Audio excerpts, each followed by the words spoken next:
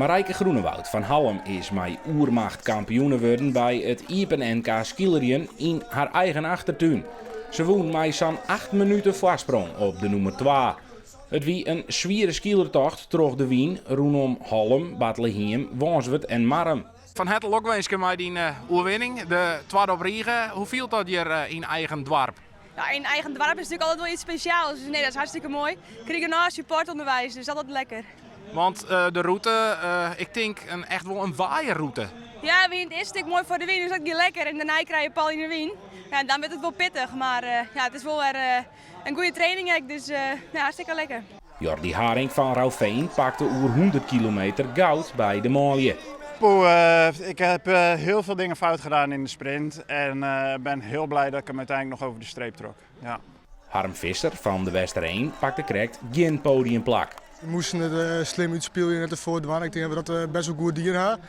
Maar ja, we worden bijna in de sprint hebben we klopt over de eerste en de tweede plak.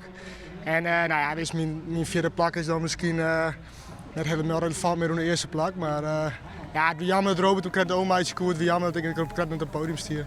Het valt op dat er heel tijd minder rieders binnen op het kampioenschap. Maar de meesten die het wel meedoen, die binnen juist tegen positief.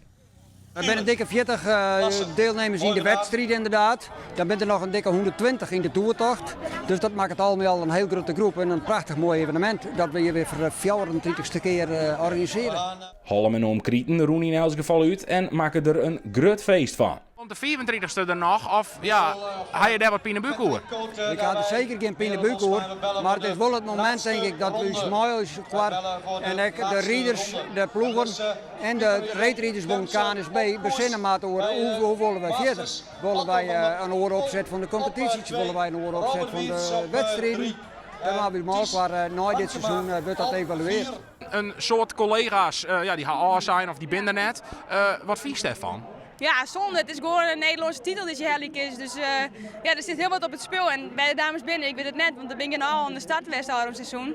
Dus nee, ik snap er niks van. Ik weet naar Wester binnen. Het reed-wit-blauwe tricot bloot in elk geval nog een hier in Halm.